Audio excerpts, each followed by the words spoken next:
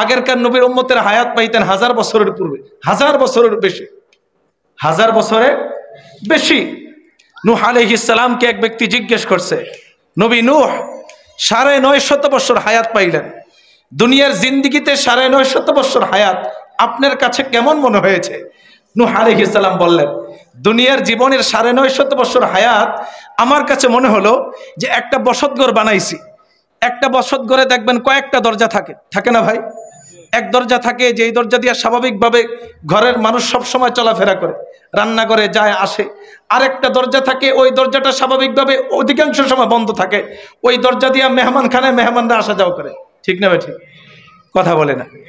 তো নূহ আলাইহিস সালাম বলেন, দুনিয়ার হায়াতি জিন্দেগি আখিরাতের হায়াতি জিন্দেগির তুলনায় আমার কাছে মনে হলো যে আমি দুনিয়ার মধ্যে একটা বসতঘর বানাইছি, এক দরজা দিয়ে ঘরে ঢুকছি, আরেক দরজা দিয়ে ঘর থেকে বের হয়ে গেছি।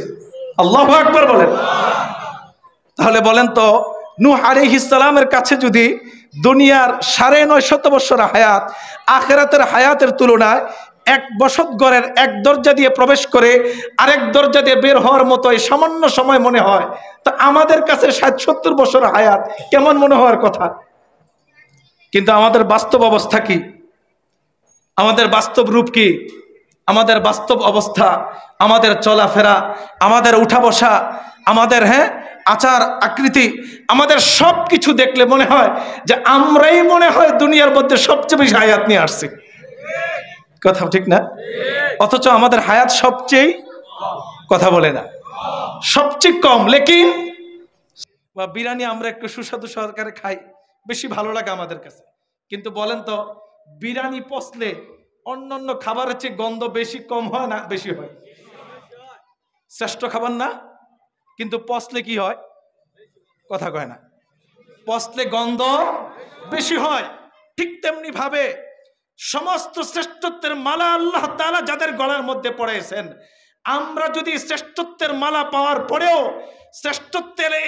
শ্রেষ্ঠত্বের মর্যাদাকে ধরে না রাখতে পারি, আমরা শ্রেষ্ঠত্ব হওয়ার পরেও, বিরিয়ানি শ্রেষ্ঠ খাবার হওয়ার পরেও পচতে যেমন সবচেয়ে বেশি দুর্গন্ধ হয়, ঠিক তেমনি ভাবে শ্রেষ্ঠত্বের মর্যাদা যদি ধরে না রাখতে পারি, তাহলে সর্বপ্রথম কাল কিয়ামতের ময়দানে আল্লাহ তাআলা আমরা শ্রেষ্ঠত্বের মালা ধরে না রাখার কারণে আমাদেরকে সর্বপ্রথম জাহান্নামের মধ্যে নিক্ষিপ্ত হতে হবে। তাহলে শ্রেষ্ঠত্বের মালা ধরে রাখলে যেমন মর্যাদা পাওয়া যায়, ঠিক শ্রেষ্ঠত্বের মালা যদি ধরে না রাখতে পারি, তাহলেও আমাদেরকে পস্তাইতে হবে কি হবে না? বলেন, পস্তাইতে হবে কি হবে না? আল্লাহ তাআলা আমাদের শ্রেষ্ঠত্ব বর্ণনা করতে গিয়ে একথা বলেছেন যে এই উম্মতের শ্রেষ্ঠত্বের একটা দিক হলো যে এই উম্মত আল্লাহ তাআলার আসমানি কিতাবের ইলম শিক্ষা করবে। সুবহানাল্লাহ বলেন। তাহলেই আমরা আল্লাহর দৃষ্টিতে শ্রেষ্ঠ। কার দৃষ্টিতে? কথা বলে না। আল্লাহর দৃষ্টিতে শ্রেষ্ঠত্ব লাভ করার জন্য একটা দিক কি? কোরআনের শিক্ষা লাভ করা। বলেন না কেন? কোন শিক্ষা লাভ করা? কোরআনের শিক্ষা লাভ করা। অনুরূপভাবে যেমন উদাহরণস্বরূপ আমরা বলি, একটা গরু, মানুষ আর গরুর মধ্যে পার্থক্য কি বলেন তো? আজকে যারা ফজরের নামাজ পড়ছে, শুক্রবার গত রাত যে গেছে, বলেন এই এলাকার মধ্যে খরতুল এলাকার যতগুলা গরু আছে, ওই গরুগুলো একটাও ফজরের নামাজ পড়ছে? কথা বলে না। যতগুলা মাখলুকাত আছে মানুষ ছাড়া, অন্যান্য মাখলুকাত গুলো ফজরের নামাজ পড়ছে? তাহলে আমরা যারা মানুষ, আমরা যারা ফজরের নামাজ পড়ি নাই, বলেন তো ওই গরু আর আমরা মানুষ হওয়ার পরে আমাদের মধ্যে আর গরুর মধ্যে তফাৎ কি? পার্থক্য কি? কথা বলে না।